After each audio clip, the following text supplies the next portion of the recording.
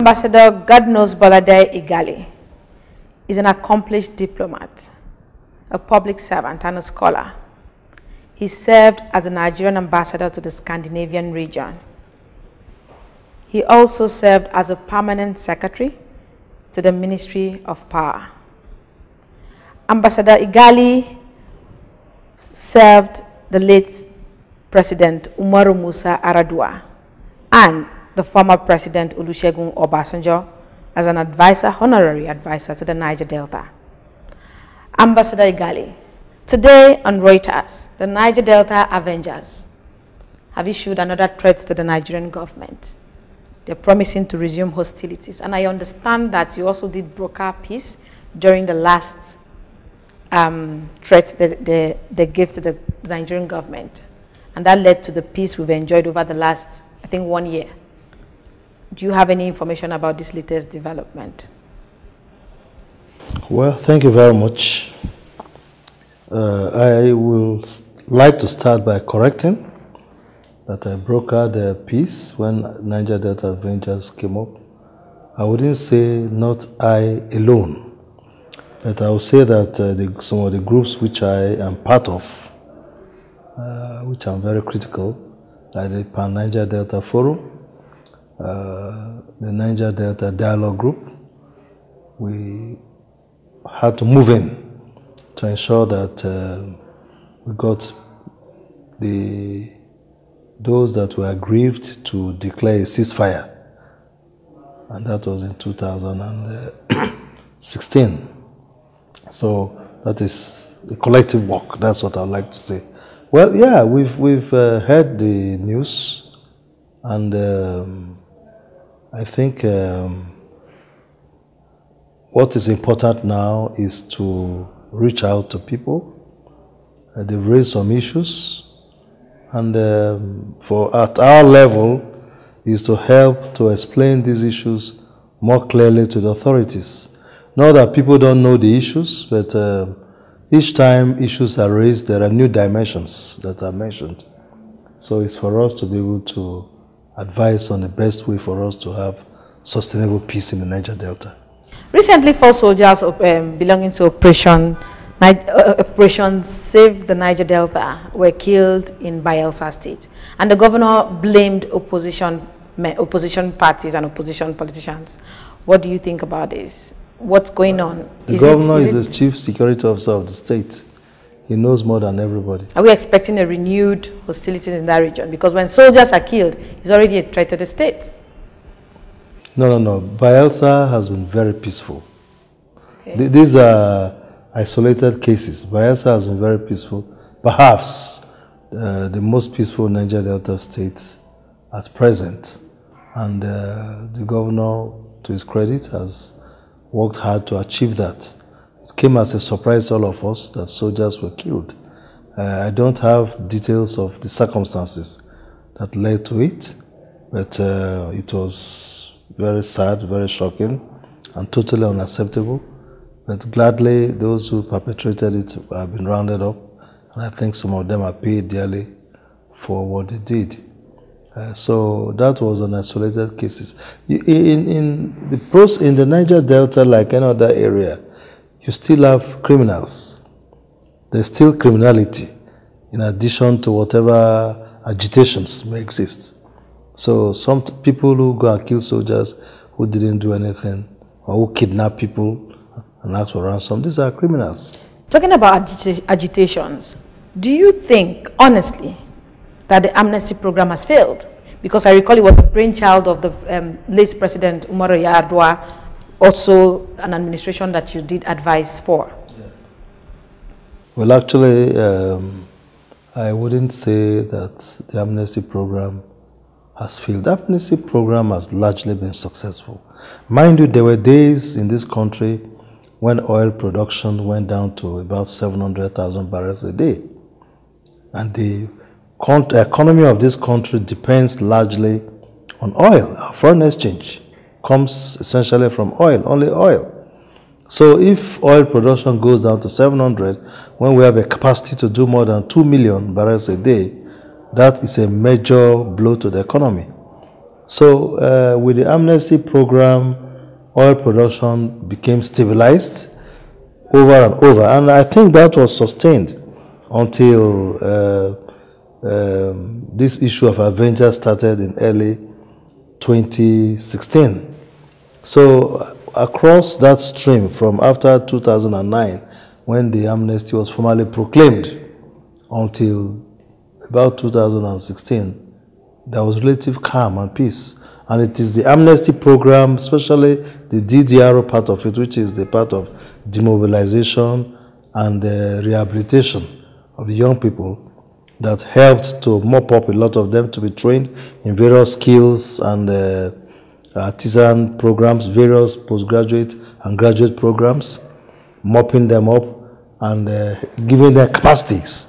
So that helped to stabilize the region. So amnesty program has succeeded.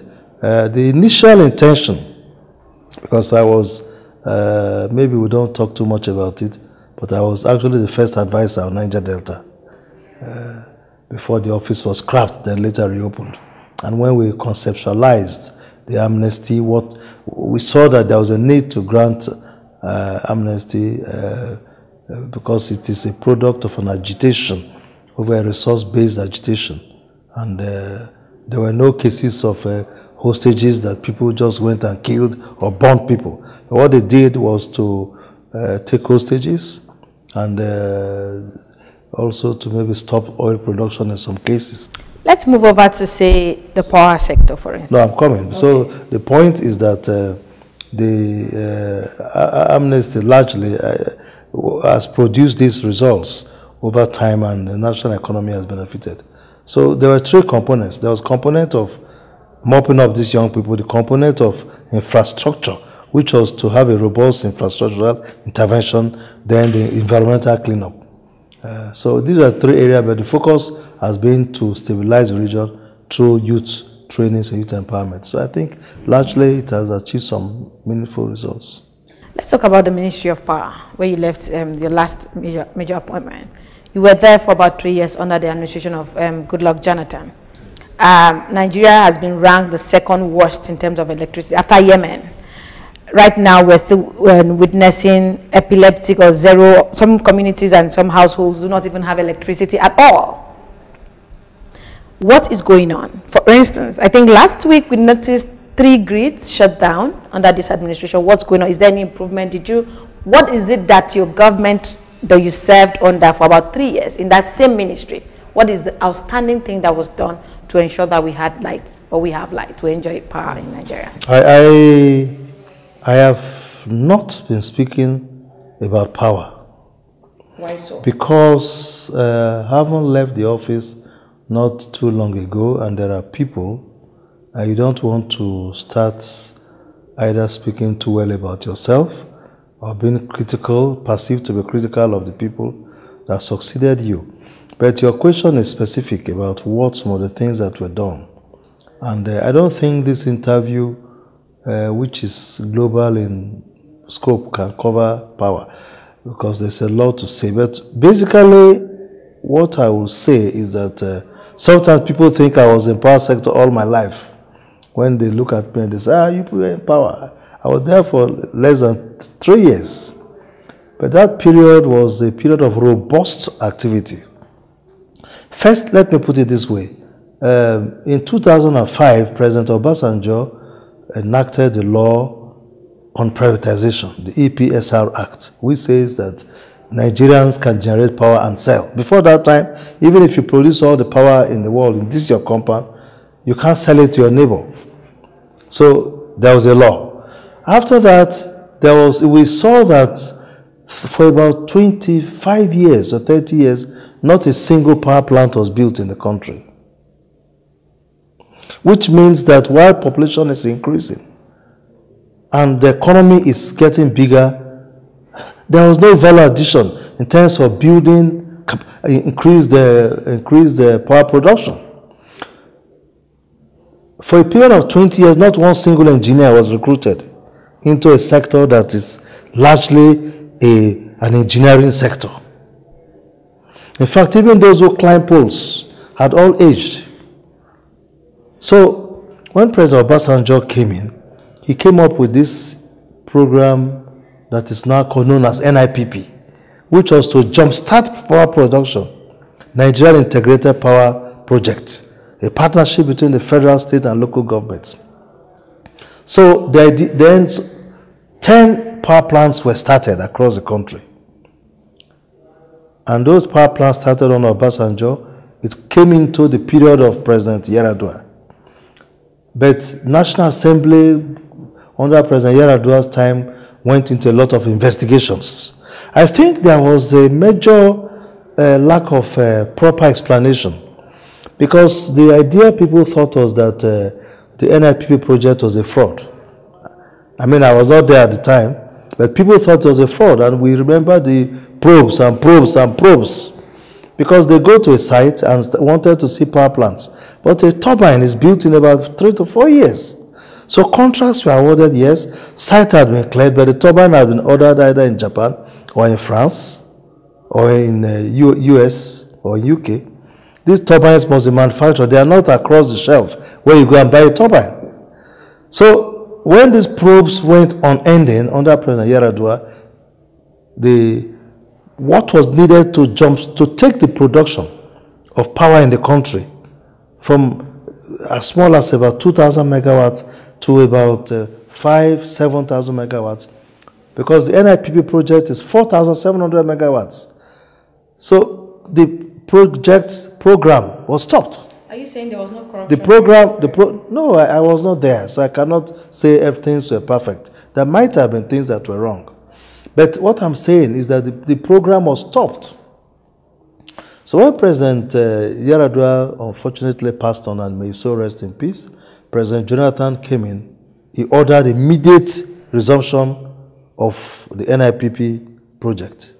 And you asked what was major thing that was achieved. By the time he was leaving in 2015, out of the 10 power plants, which project construction had stopped totally, almost all were completed.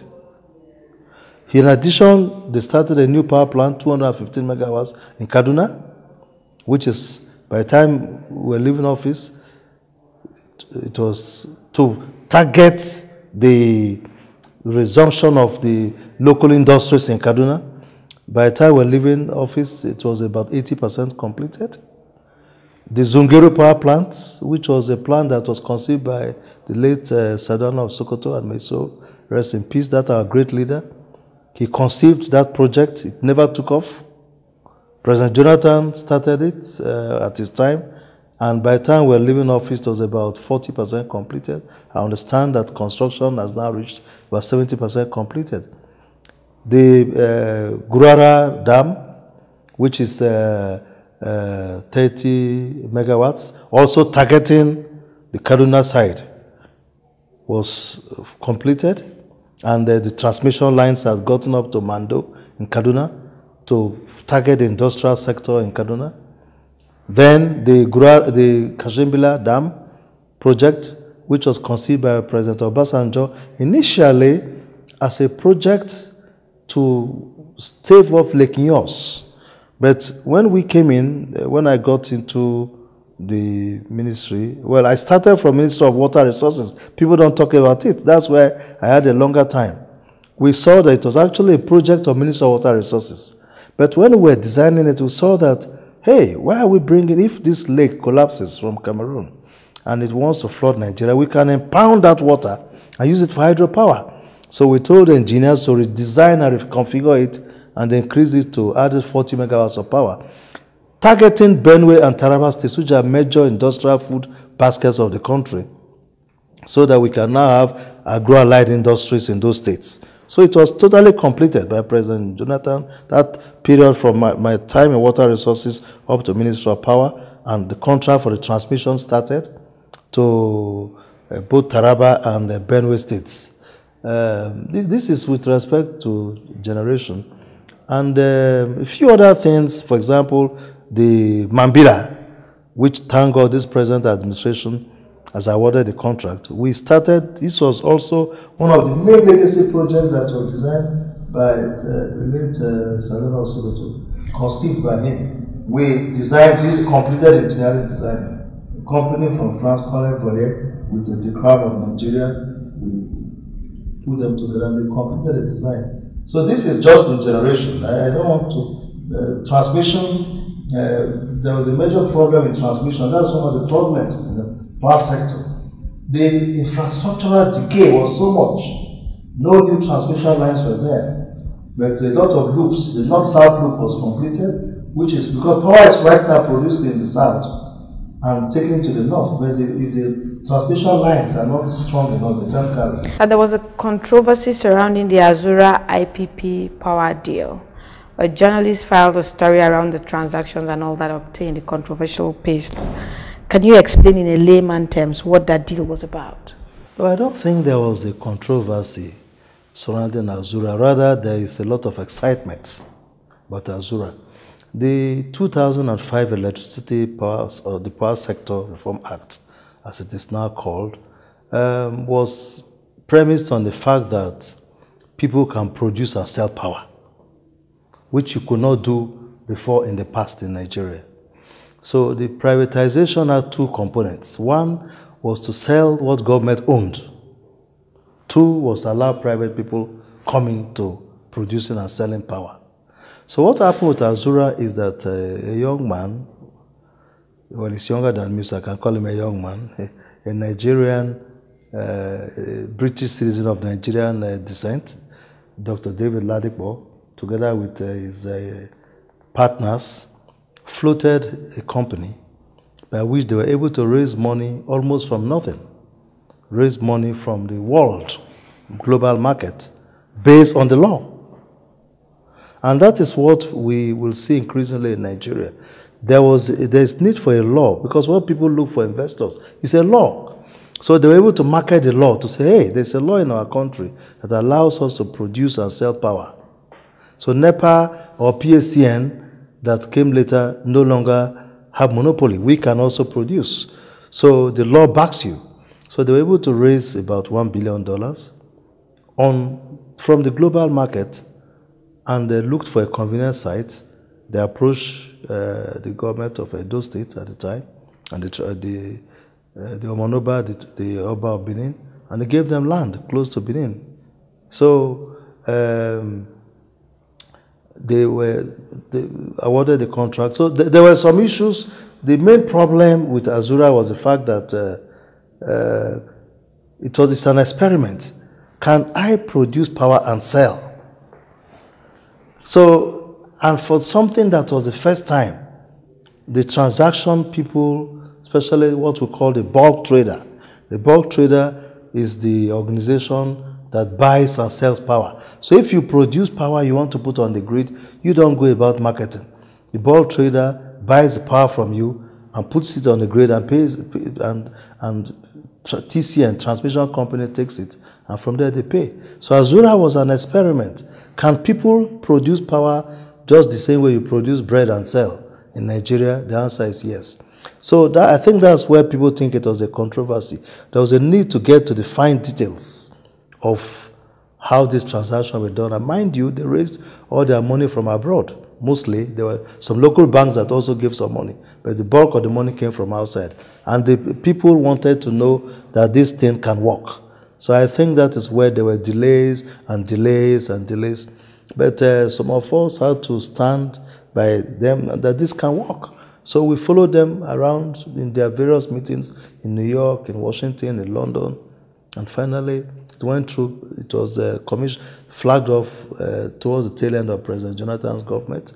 And today, Azura is almost completed. So it's a big example to others. Is there any reason whatsoever why we still do not have electricity in See, let me tell you, I think that's... After the much touted privatization... Well, see, the privatization, let me say this. Electricity Company of Nigeria, ECN, started in 1958. After ECN, then came NEPA. After NEPA came PSCN. And through all these years, government was in the business of producing power and giving power to people. But as you know, and I know, government's role increasingly in the global economy is that of regulating, creating the enabling environment, creating the framework. I mean, when I got to Ministry of Power, you have PACN alone had about 49,000 workers. And I mentioned earlier, never recruited one engineer for 20 years. And never added 1 megawatt for about 30 years. So the private creativity had to come in terms of people bringing their money because the private investor looks at profit and loss. If I invest in this business, can I make money? Of course, power is the global economy. It depends on power. If they switch off the light here, all of us will be in darkness. Well, since electricity was manufactured, it's the most important commodity next to food. So power is something that is marketable. Therefore, we saw what happened in telecommunication. But by the time I was not in the ministry when the privatization actually started, I came to implement what was privatized. But by the time the privatization was done, it was clear that government could not continue that way. We needed private people who will bring in their money. But when they sold the assets were in a big state of dilapidation. That is one. All NEPA power plants were in very bad shape. Number two, and I think this is what the Federal Executive Council addressed about 2 days ago, the distributive pool, the distribution. Because power is generated, then this power is sold in bulk, transported in bulk. At these big towers you see called 330 kVA. Then they come closer to the town, they bring them down to 132 kVA. Then what enters your house is 33 kVA, which is a distribution. But the distribution network, the interfaces, so many places don't even have transformers. Some places, majority of consumers don't have meters.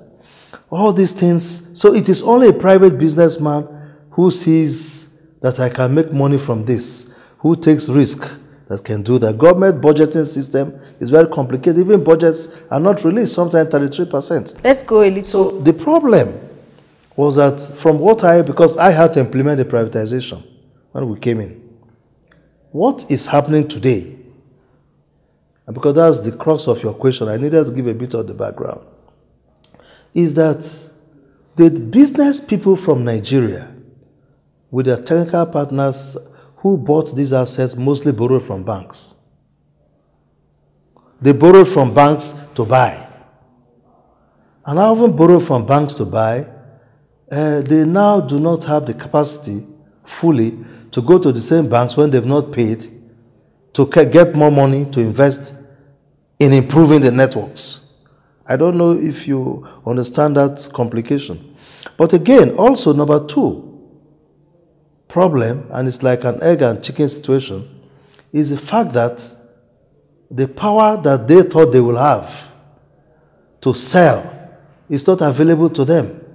To sell and make money and then be able to pay back the banks and be able to get money to reinvest. Away from the power sector now, let's go a little. So that is why government is trying to do intervention to help them out and be able to stabilize the market and then give a long period for them to pay. So Nigerians should be patient.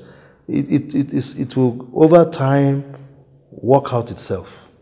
Let's go a little political. I know in 2011 you showed interest to run as governor of your state, Bayelsa State. I don't know if you're still interested in doing it again. And what would you say has been the in terms of performance ratings of Governor Dixon? No, Governor Dixon is a good governor. He's done very well. He's done very well. He's performed very, very well.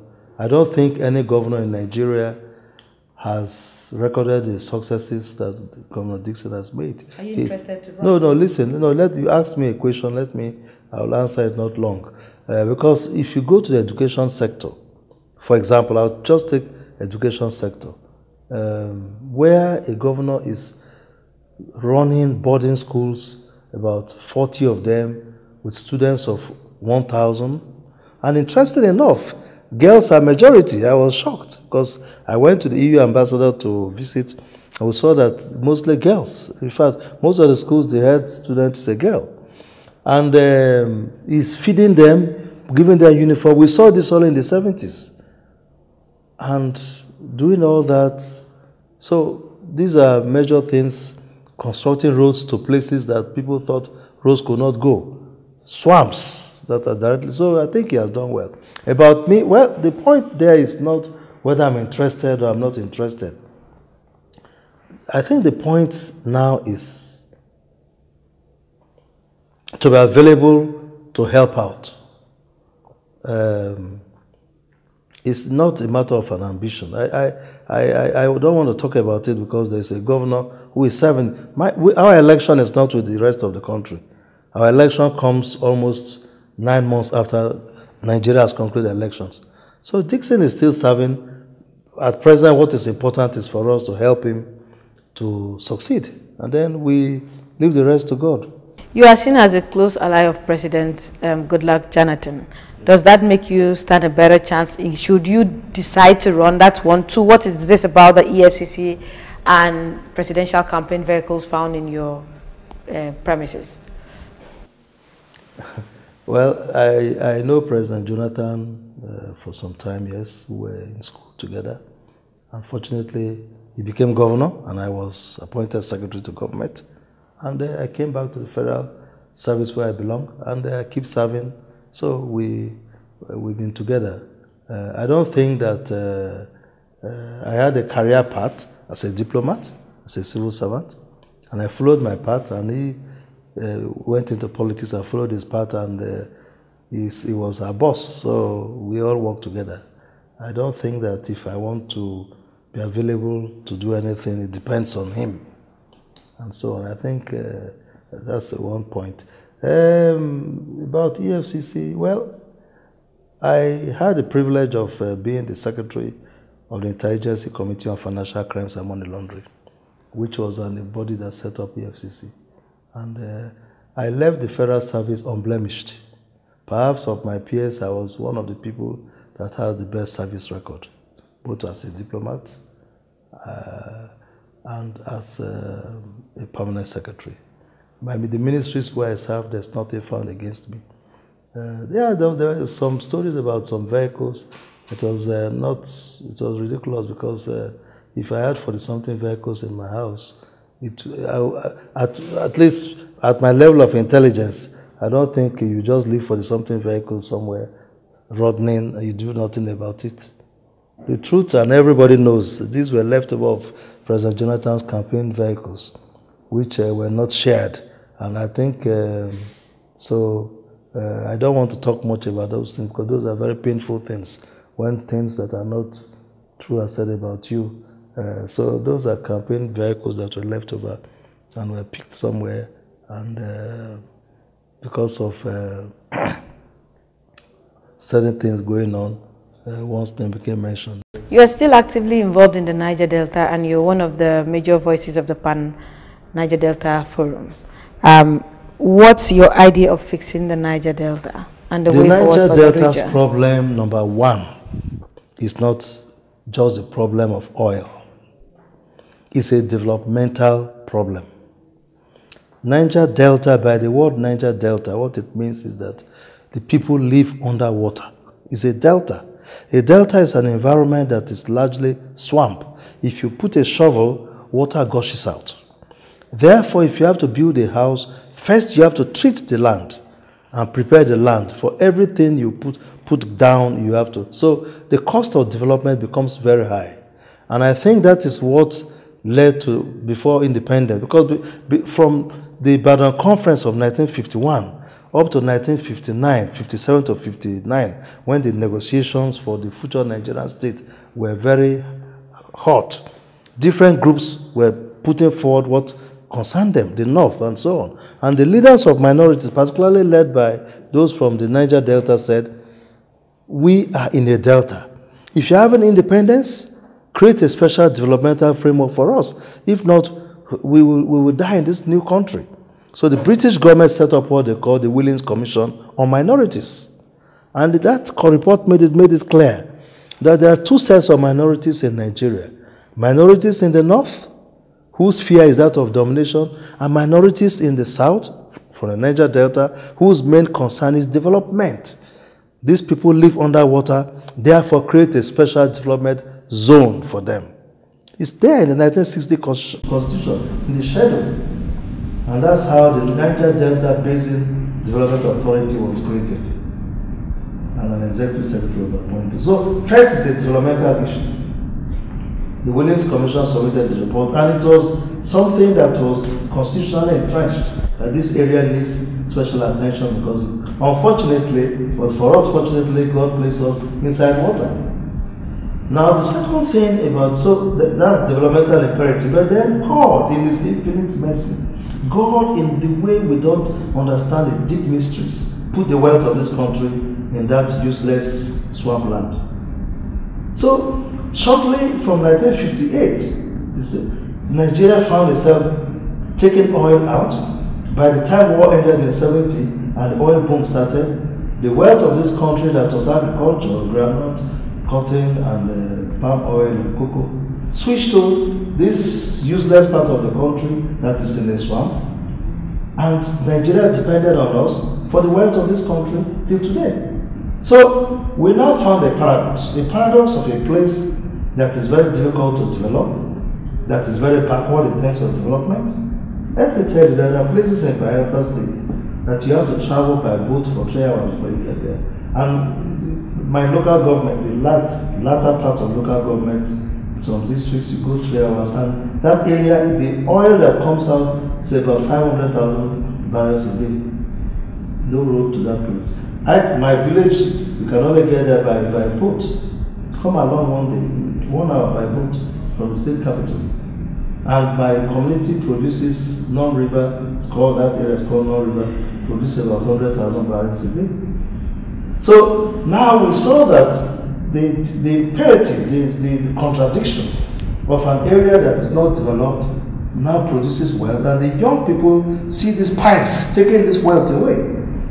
And then they begin to reason but something is passing through these pipes. They did nothing.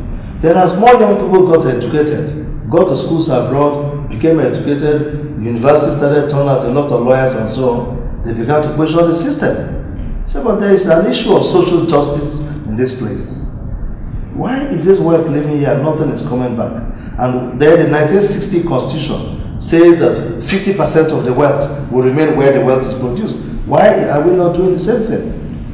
These are the questions. So the developmental challenge which our people raised at the time of independence now found itself contradicted by the fact that we are the goose that lays the golden egg for the country. So I think that is the issue, and there is for greater footprint in terms of development, for more impact in terms of development. If you produce oil at the rate of about 70 barrels a day today, and we are now doing 2 million, officially NNPC said this week, 2.32 million barrels a day. It means technically that every day what comes into the country is about $130 million a day. If you take that into Naira, the official rate, that is about nearly 145, 46 billion Naira. Sorry, about 46 billion, not 100, but 46 billion Naira every day. Every day. Yet the road that connects the whole Niger Delta, the East-West Road, in many places from Calabar to Itu, is a death trap. You can't pass it. You go there, so many people are dying every day. Or the segment from part of different segments. Some segments have been made. So people reason, but 5 days of oil production can fix this road and make it a world-class road. There are so many bridges in Abuja. All of us are enjoying them. But you don't have bridges in the Niger Delta. I just told you, 3 hours, some communities that are producing 600,000 barrels don't have roads going to them. So I think that there's a need for us in this conversation and dialogue on the Niger Delta, which I'm very much involved, to see how there can be a greater footprint we are not only tasking the federal government, we're tasking our state governors too. And don't forget that it is only 2 Niger Delta governors that had been impeached and even imprisoned, and poor Alamesi also even died because of our people saying that no, you must do more, you must do more. There's no other part of this country where people petition against our governors until they were jailed. So I don't think that sometimes when I hear people say, what of the 13%? Then I ask them back, what of the 50% that we negotiated, our fathers negotiated our independence? Were you wiser than Ahmadu Bello or Chief Obafemi Awolowo or Nnamdi Azikiwe or Dababri and all the people who negotiated the constitution?